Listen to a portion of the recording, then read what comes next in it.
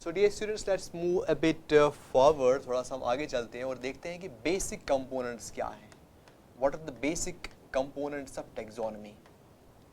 Basic components of taxonomy. ठीक है, तो अभी तक हमने डेफिनेशन देखी, एम्स एंड ऑब्जेक्टिव्स देखी, तो अब हम देखेंगे बेसिक कंपोनेंट्स क्या है टेक्सोनमी के, यानी इसका प्रोसीजर क्या है, how do we practice taxonomy. ठीक है, तो इसमें 5 स्टेप्स हैं बेसिकली. जो कंपोनेंट्स या स्टेप्स से होते हैं इसमें, वो होते हैं 5. ठीक है, there are 5 procedural steps in this taxonomy. सबसे पहला जो होता है, it is identification.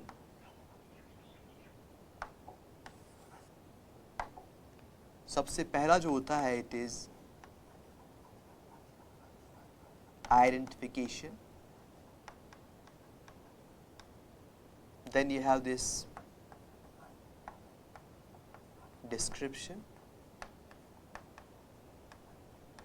Then you have nomenclature. Then you have classification. And at the end you have phylogenetics.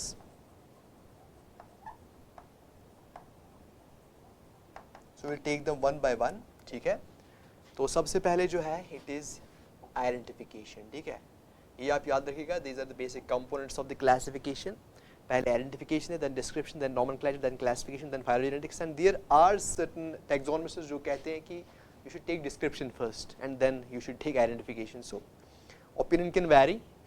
So as far as most of the taxonomists are concern, they go with this scheme. ठीक है, तो identification क्या है? Identification ये है कि आपको एक जो आपके पास एक प्लांट स्पीशीज है या कोई स्पेसिमेन है, उसको आप रिकॉग्नाइज करोगे.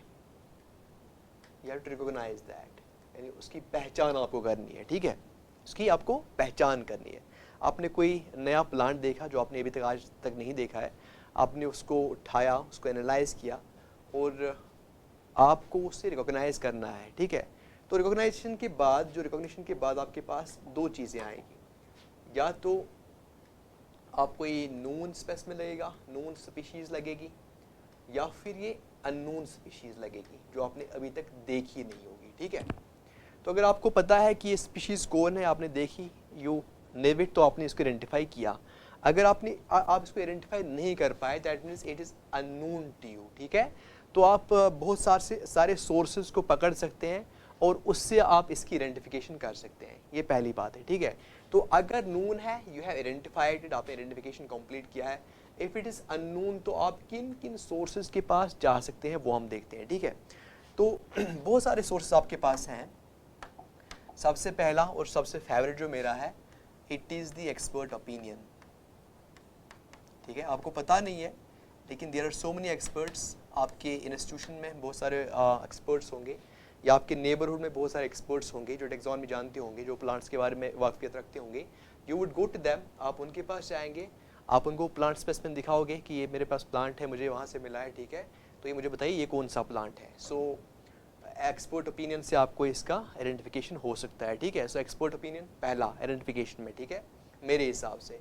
उसके बाद अगर वहाँ से पता नहीं चले, you can go to herbaria. Herbaria एक टॉपिक है हमें इसमें, तो वो भी हम पढ़ेंगे. हर्बेरिया इज़ ए प्लूरल और हर्बेरियम जो है इट इज़ सिंगुलर. ठीक है, हर्बेरिया क्या होते हैं? ये basically dried and pressed plants होते हैं, प्लांट स्पेसिमेन्स होते हैं जिन पे एक टैग लगा होता है, उस पर इंफॉर्मेशन दी होती है प्लांट्स की. ठीक है, तो हर किसी कॉलेज में, हर किसी यूनिवर्सिटी में आप हर्बेरिया को देख सकते हैं, तो वहाँ पे बहुत सारे प्लांट स्पेसिमेन्स के बारे में इंफॉर्मेशन होती है.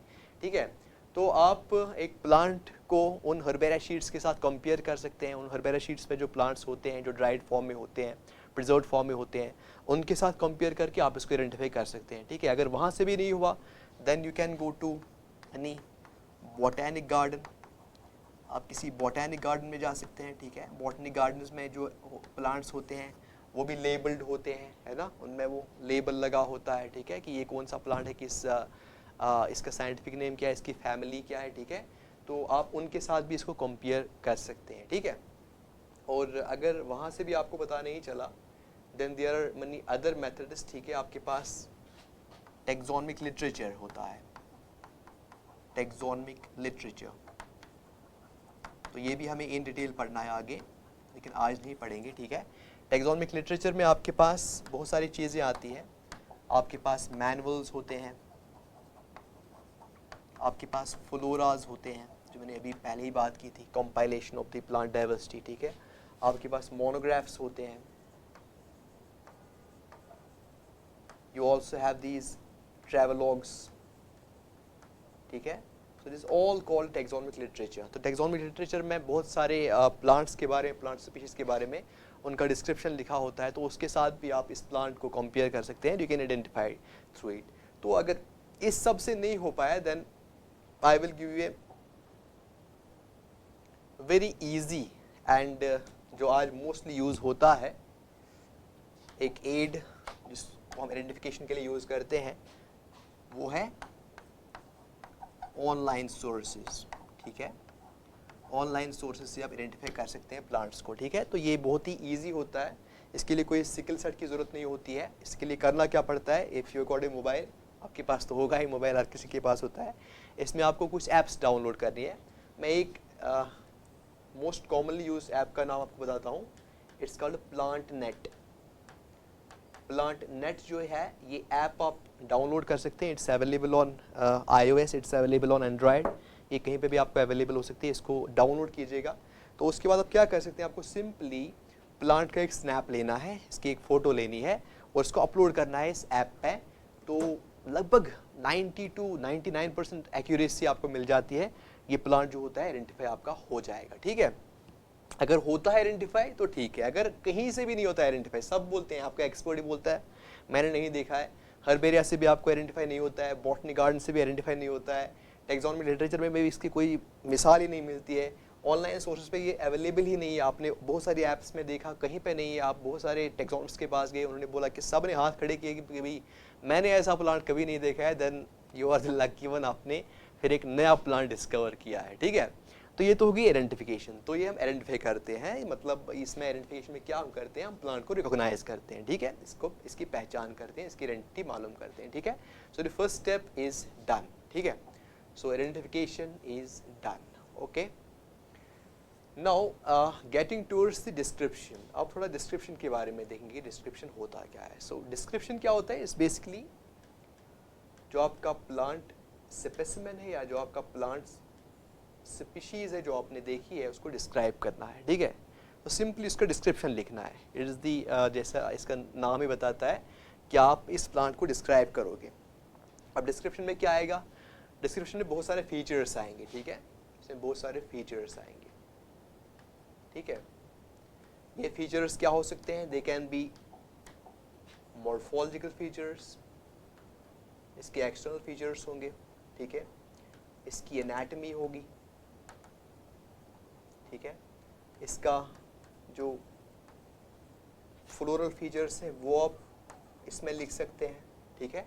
तो ऐसे ही जितना आप चाहे उतना आप इसमें डिस्क्रिप्शन लिखते हैं, but mostly we focus on this morphology. And morphology आपका वेजिटेटिव मॉर्फोलॉजी भी आता है, जो इसके वेजिटेटिव पार्ट्स होते हैं, और जो फ्लोरल फीचर्स होते हैं, जो रिप्रोडक्टिव पार्ट्स होते हैं, वो भी आते हैं, ठीक है। So mostly we concentrate on them, ठीक है। मॉर्फोलॉजी भी हम ज़्यादा कॉन्सेंट्रेट करते हैं। तो क्या क्या डिस्क्रिप्शन में हम लिखते हैं, हम प्लांट की हैबिट लिखते हैं, इसकी हैबिट के बारे में जानते हैं कि इसका हैबिट क्या है, whether it is annual, whether it is biennial, whether it is perennial plant, ठीक है। ये आपने पिछली बार पढ़ा होगा थर्ड सेमेस्टर में, ठीक है। तो मे भी अगर टाइम आए तो will study this as well in detail, ठीक है। आप इसके रूट के बारे में जानना चाहते हैं कि इसका रूट कैसा है। रूट जो हो सकता है, it can be tap root, it can be fibrous root, adventitious root, isn't it. फिर आप स्टेम के बारे में लिखते हैं कि स्टेम कैसा है, whether the stem is herbaceous और दिस इज़ वुडी, है ना, तो उसके बारे में लिख सकते हैं। या फिर स्टेम पे कुछ स्पाइन्स तो नहीं है, ठीक है ना, या फिर कुछ अलग फीचर्स तो नहीं है, क्या स्टेम ट्रायंगुलर है, या फिर इसका जो क्रॉस सेक्शन है वो सर्क्यूलर है, क्रॉस सेक्शन की बात कर रहा हूँ, ठीक है। क्या स्टेम हॉलो है या फिर सॉलिड है। So all these features you can write under stem, ठीक है। तो उसके बाद आप लीफ की बात कर सकते हैं कि लीफ कैसा है, इसकी शेप कैसी है, लीफ की शेप कैसी है, इज इट ओवल है ना, इसका जो शेप है वो ओविट है क्या, या फिर इसका जो शेप है वो लैंसियोलेट है क्या, ठीक है ना। मॉर्फोलॉजी में आपने सब पढ़ा होगा, तो शेप के बारे में आप लिखेंगे। फिर इसके मार्जिन के बारे में लिखोगे कि इसका मार्जिन कैसा है, क्या इसका मार्जिन एंटायर है, एंटायर का मतलब उसमें कोई डेंटेशन वेंटेशन नहीं है, या फिर कुछ डेंटेट स्ट्रक्चर है ऐसे, या फिर सीरेट है, so you can write about the margin, ठीक है। फिर इसकी वीनेशन के बारे में लिखोगे, क्या वीनेशन पैरेलल है या फिर रेटिकुलेट वीनेशन है, ठीक है, या इसका पीटियोल है या नहीं है, ठीक है, पॉलीविनस है या नहीं है, ठीक है ना। So all these features you can write. या ये लीफ जो है ये इज इट सिंपल और कंपाउंड लीफ है, अगर कंपाउंड है तो पिन्नेटली कंपाउंड है या फिर पामेटली कंपाउंड है, अगर पिन्नेटली कंपाउंड है तो यूनिपिन्नेट है, बाइपिन्नेट है, क्या है, तो ये सारा आप इसमें लिख सकते हो, डिस्क्रिप्शन में लिख सकते हो, ठीक है। तो फिर ऐसे आप इन्फ्लोरेसेंस के बारे में लिख सकते हो कि इसका इन्फ्लोरेसेंस कैसा है। So you have to describe the plant, ठीक है, इसकी इन्फ्लोरेसेंस रेसिमोस है, साइमोस है, रेसिमोस है तो कौन सा सब टाइप है, ठीक है। ऐसे फिर फ्लावर के बारे में लिखोगे कि फ्लावर क्या है, whether it is bisexual or it is unisexual, ये एक्टोमॉर्फिक है, जाइगोमॉर्फिक है, या फिर एसिमेट्रिक है, सेंटेड, इसकी सिमेट्री क्या है, बायलैटरल है, रेडियल है ना, या फिर इसका जो ओवरी है उसकी पोजीशन क्या है with respect to other floral appendages, क्या ये पेरिगाइनस फ्लावर है या ये एपिगाइनस फ्लावर है या ये हाइपोगाइनस फ्लावर है, और सुपीरियर है, इंफीरियर है, सेमी इंफीरियर है, व्हाटएवर, ठीक है। तो जो भी चीज़ें होंगी वो आप इसके बारे में लिखेंगे, तो उसी को हम बोलते हैं डिस्क्रिप्शन। आप फ्रूट के बारे में लिख सकते हैं कि इसका फ्रूट क्या है, ठीक है, तो फ्रूट कैसा है, डिहाइसेंट है, इनडिहाइसेंट है, ड्राई फ्रूट है, फ्लैशी फ्रूट है, तो ये सारी चीज़ें जो है ये हम डिस्क्रिप्शन में लिखते हैं, ठीक है। सो ये हो गया डिस्क्रिप्शन, तो आइडेंटिफिकेशन भी हो गया, डिस्क्रिप्शन भी हो गया, ठीक है। तो उसके बाद you have to go to the nomenclature part, ठीक है। इसके बाद जो कंपोनेंट है इट इज नॉमेनक्लेचर। नॉमेनक्लेचर में हम क्या करते हैं, we are just naming the plant, ठीक है। जो आपका प्लांट है अगर ये आइडेंटिफाइड है, अगर ये अननोन है तो आप इसको नाम देना है, ठीक है, you have to name it, ठीक है। तो नाम अब आप ऐसे ही नहीं दे सकते, ऐसे सब्जेक्टिवली अपने हिसाब से जो आपको खुश लगा कि मेरा नाम ये है तो अपने नाम के साथ जोड़ता हूँ, अपना नाम जिंदा रखता हूँ तो उसी के साथ इसका नाम जोड़ता हूँ, वही रखता हूँ, ऐसा नहीं हो सकता है। There are some rules for it, तो इन रूल्स को हमें पढ़ना पड़ेगा, है ना।